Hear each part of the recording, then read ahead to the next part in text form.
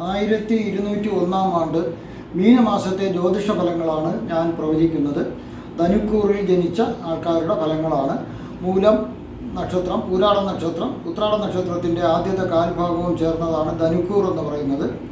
ഇപ്പം വളരെ മോശാവസ്ഥയിൽ ഇതുവരെ കിടന്നിരുന്ന റിയൽ എസ്റ്റേറ്റ് ഉണർന്ന് പ്രവർത്തിക്കുവാൻ തുടങ്ങുകയാണ്. ക്രമേണ അത് ഉയർച്ചയിലേക്ക് എത്തി പഴയതുപോലെ നല്ല വ്യാപാരം നടക്കാനുള്ള സാധ്യത കാണുന്നുണ്ട്.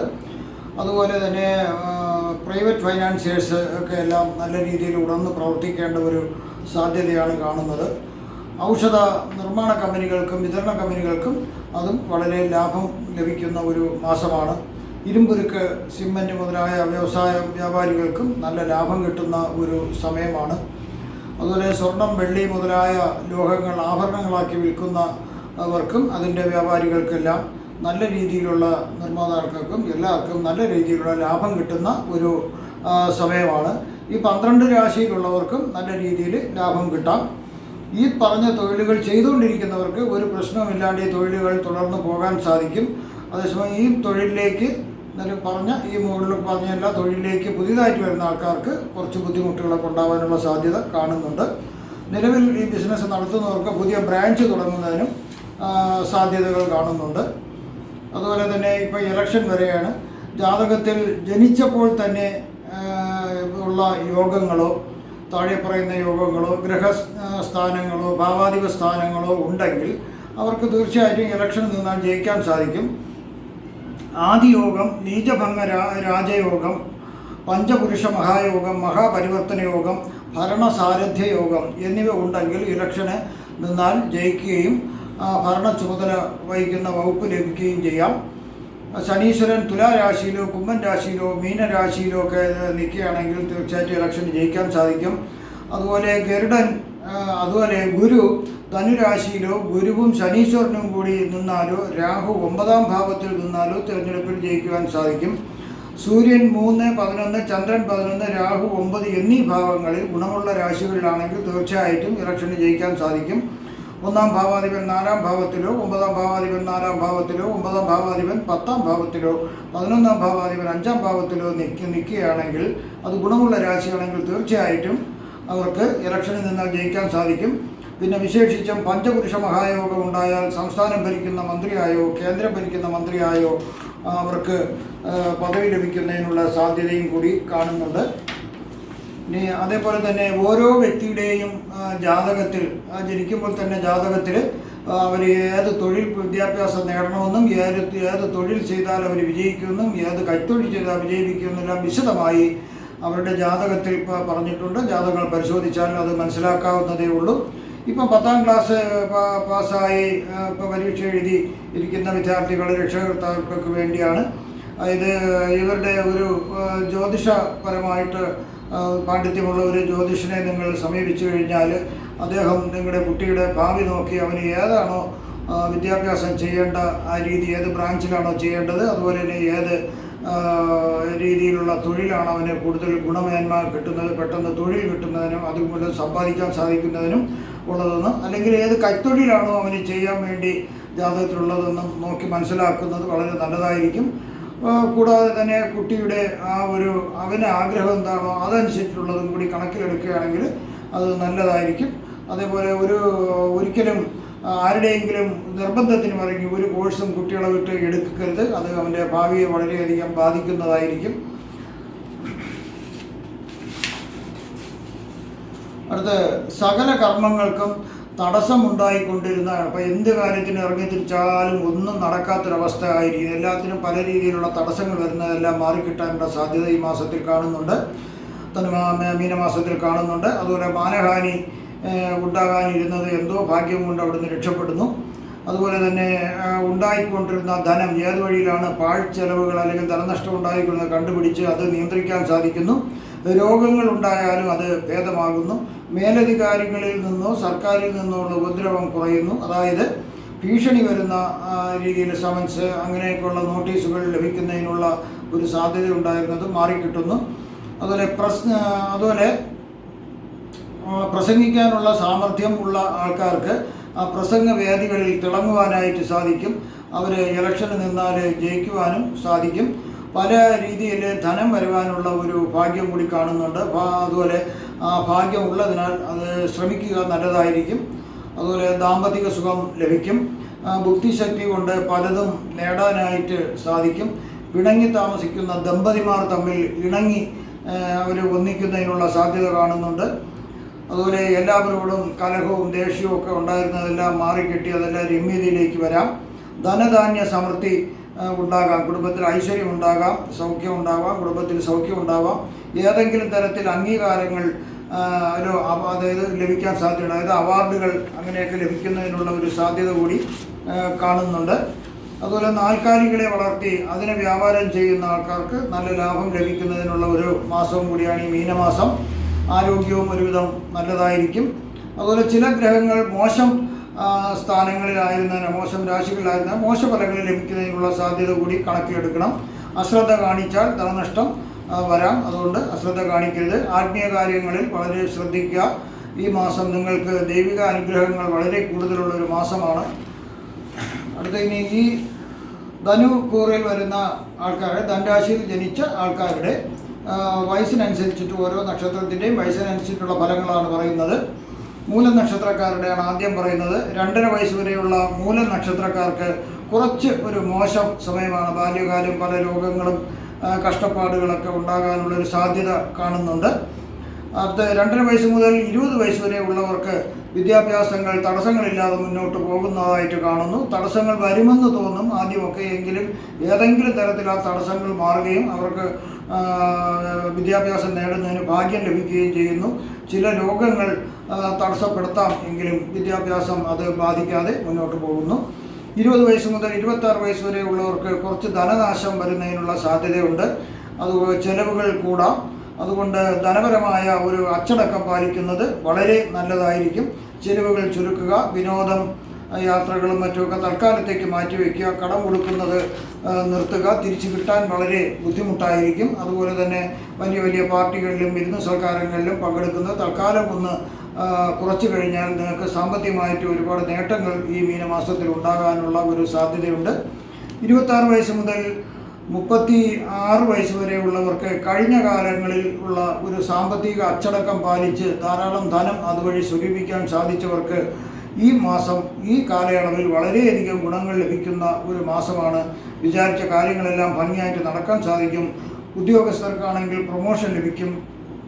അതുപോലെ ശാരീരികവും മാനസികവുമായ ഒരു ആരോഗ്യം ലഭിക്കും. സ്വന്തമായി ഭൂമിയും വീടും വാഹനവും ഒക്കെ അവർക്ക് വാങ്ങാൻ സാധിക്കും. 36 വയസ്സ് മുതൽ 43 വയസ്സ് വരെയുള്ളവർക്ക് ചെറിയൊരു സർജറി ആവശ്യമുള്ളതായിട്ടാണ് കാണുന്നത്. അത് വയറ് സംബന്ധിച്ചിട്ടുള്ള ഒരു സർജറിയാണ്. അപ്പൻഡിക്സ്, ഹെർണിയ, പൈൽസ് തുടങ്ങിയ അവയവങ്ങൾക്കായിരിക്കും ഈ സർജറി വരുന്നതായിട്ടാണ് കാണുന്നത്. 43 വയസ്സ് മുതൽ 61 വയസ്സ് വരെയുള്ളവർക്ക് ബുദ്ധിശൂന്യത ഉണ്ടാവാൻ ഒരു സാധ്യതയുണ്ട്. കാരണം ഏത് കാര്യവും ആലോചിക്കാണ്ട് എടുത്ത് ചാടി പ്രവർത്തിച്ചു കഴിഞ്ഞാൽ ഭയങ്കരമായ ഒരു നഷ്ടം വരാൻ സാധ്യതയുണ്ട്. അതുകൊണ്ട് എല്ലാം തീരുമാനം എടുക്കുന്നതിന് മുമ്പ് നിങ്ങൾ ഏത് മേഖലയിലാണോ ഒരു കാര്യം നടത്താൻ ഉദ്ദേശിക്കുന്നത് അതിൽ നിങ്ങൾക്ക് വിശ്വാസമുള്ള ഒരാളും അനുഭവസമ്പത്തുള്ള ആൾക്കാരുമായിട്ട് നിങ്ങളുടെ കാര്യങ്ങൾ പങ്കുവച്ചിട്ട് അവരുടെ അഭിപ്രായം കൂടി നിങ്ങൾ തേടുന്നത് വളരെ നല്ലതായിരിക്കും. അങ്ങനെ ഒരു ചർച്ച ചെയ്ത് തീരുമാനിക്കുന്നതായിരിക്കും കൂടുതൽ ഭംഗി. 61 വയസ്സ് മുതൽ 77 വയസ്സ് വരെയുള്ളവർക്ക് ധാരാളം ധനം ലഭിക്കുന്നതിനുള്ള ഒരു സാധ്യത കാണുന്നുണ്ട്. അതുകൊണ്ട് ആ ധനമെല്ലാം നല്ല രീതിയിൽ സമ്പാദ്യ പദ്ധതിയിലേക്ക് നിക്ഷേപിക്കുക.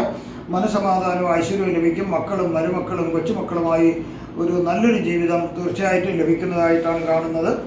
അടുത്ത പൂരാടം നക്ഷത്രക്കാർക്കുള്ളതാണ് പറയുന്നത്. 15 വയസ്സ് വരെയുള്ള പൂരാടം നക്ഷത്രക്കാർക്ക് ബന്ധുക്കളുടെയും സുഹൃത്തുക്കളുടെയും ഒരു ഒത്തുചേരലുകൾ നടക്കുന്നതിനുള്ള ഒരു സാധ്യത കാണുന്നുണ്ട്. വിദ്യാഭ്യാസം തടസ്സമില്ലാതെ നടന്നു പോകാം.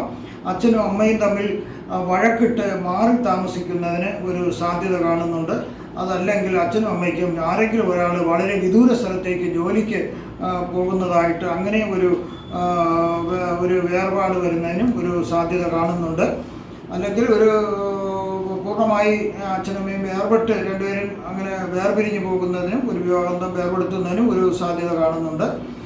15 വയസ്സ് മുതൽ 21 വയസ്സ് വരെയുള്ളവർക്ക് പല തരത്തിലുള്ള ദുഃഖങ്ങൾ വരുന്നതിനുള്ള ഒരു സാധ്യതയുണ്ട്. ധനനഷ്ടമാണ് പ്രധാനം. നാട്ടിൽ നിന്ന് മാറി അന്യദേശത്തേക്ക് താമസിക്കുന്നതിന് ഒരു സാധ്യത കാണുന്നുണ്ട്. വാഹന അപകടങ്ങൾ ഉണ്ടാകാതെ വളരെ ശ്രദ്ധിക്കേണ്ടതാണ് ഈ സമയത്ത്. 21 വയസ്സ് മുതൽ 31 വയസ്സ് വരെയുള്ളവർക്ക് ചില ഗുണഫലങ്ങൾ ലഭിക്കുന്നു. ധനം, ധാന്യം, മറ്റ് ഐശ്വര്യങ്ങളെല്ലാം ലഭിക്കുന്ന ഒരു സമയമാണ്, കാലഘട്ടമാണ്. വിദ്യാഭ്യാസം വളരെ ലക്ഷ്യത്തോടെ പൂർത്തിയാക്കാൻ സാധിക്കും. അതുപോലെ തന്നെ നല്ല വിദ്യാഭ്യാസം നേടിയതിനാൽ ഇഷ്ടപ്പെട്ട തൊഴിൽ അവർക്ക് ലഭിക്കുന്നതിനും എളുപ്പവഴിയാകുന്നു. 31 വയസ്സ് മുതൽ 38 വയസ്സ് വരെയുള്ളവർക്ക് അത്യാവശ്യമായി ഒരു ചെറിയ സർജറി വേണ്ടി വന്നേക്കാം. മറ്റു സർജറി അല്ലെങ്കിൽ വിദഗ്ധമായ മറ്റു ചികിത്സകളോ വേണ്ടിവരാം. തീപ്പൊള്ളൽ, ഇലക്ട്രിസിറ്റി ഷോക്ക്, മിന്നൽ, ഇടിമിന്നൽ മുതലായവയിൽ നിന്നുള്ള പൊള്ളൽ ഏൽക്കുന്നതിനുള്ള ഒരു സാധ്യത കൊണ്ട് സൂക്ഷിക്കുക. 38 വയസ്സ് മുതൽ 56 വയസ്സ് വരെയുള്ളവർക്ക് ഒരു മരണഭയം വരുന്നതിനുള്ള ഒരു സാധ്യത കാണുന്നുണ്ട്. അതായത് ഒരു ഭയം ഉണ്ടാകാം, അത് അകാരണമായ ഒരു ഭയമാണ്. ഞാൻ മരിക്കുമ്പോൾ അങ്ങനെ ഇങ്ങനെയൊക്കെയുള്ള ഒരു ഭയങ്ങൾ വരാം. അതിൽ നിരാശയും വെറുപ്പും ഒക്കെ തോന്നാം. ചില രോഗങ്ങൾ വരുന്നതിനും സാധ്യതയുണ്ട്. ഈ സമയത്ത് നിങ്ങൾക്ക് മനസ്സിന് എന്തെങ്കിലും കൂടുതൽ ബുദ്ധിമുട്ട് വരികയാണെങ്കിൽ അതിന് വൈദ്യസഹായം നിങ്ങൾ തേടേണ്ടതാണ്. ബുദ്ധിപരമായി ചർച്ച ചെയ്യേണ്ട കാര്യങ്ങൾ യുക്തിപരമായി കൂടി ചേർത്ത് പ്രവർത്തിക്കുന്നത് വളരെ നല്ലതായിരിക്കും. ഈ സമയത്ത് വിഷബാധ ഏൽക്കാണ്ട് പ്രത്യേകം ശ്രദ്ധിക്കേണ്ടതാണ്. ശരീരത്തിന് വിഷബാധ ഏൽക്കാണ്ട് പ്രത്യേകം ശ്രദ്ധിക്കണം. അത് മൃഗങ്ങളിൽ നിന്നാകാം, അല്ലെങ്കിൽ ഭക്ഷ്യ വസ്തുക്കളിൽ നിന്നാകാം. വിഷബാധ ഏൽക്കാണ്ട് സൂക്ഷിക്കുക. ശരീരത്തിന് ഒടിവ്, ചതവ് എന്നിവ വരാതെ ശ്രദ്ധിച്ച് കഴിഞ്ഞാൽ നല്ലതായിരിക്കും. കാരണം എല്ലിനൊരു സർജറി ഈ സമയത്ത് ആവശ്യമായി വരുന്നതായിട്ടാണ് കാണുന്നത്. 56 വയസ്സ് മുതൽ 72 വയസ്സ് വരെയുള്ളവർക്ക് മുൻകാലങ്ങളിൽ അനുഭവിച്ച ചില ബുദ്ധിമുട്ടുകളും വേദനകളും കഷ്ടപ്പാടുകൾക്കൊക്കെ അവർക്ക് വളരെ ആശ്വാസം ലഭിക്കുന്നു. അവർക്ക് ധനപരമായിട്ട് വളരെ സമൃദ്ധിയും ഐശ്വര്യങ്ങളും ഉണ്ടാകുന്നു. അതുപോലെ ആത്മീയതയിലേക്ക് അവർക്ക് കാലുവയ്ക്കുന്നതിനും സാധിക്കുന്നു. 72 വയസ്സ് മുതൽ മുകളിലോട്ടുള്ളവർക്ക് മോശം സമയമാണ്. അപവാദം കേൾക്കാം, ആരും സഹായിക്കാനില്ലല്ലോ എന്നുള്ളൊരു അവസ്ഥ വരുന്നതിനൊരു സാധ്യത കാണുന്നുണ്ട്. വിദേശവാസവും ഈ സമയം കാണുന്നുണ്ട്.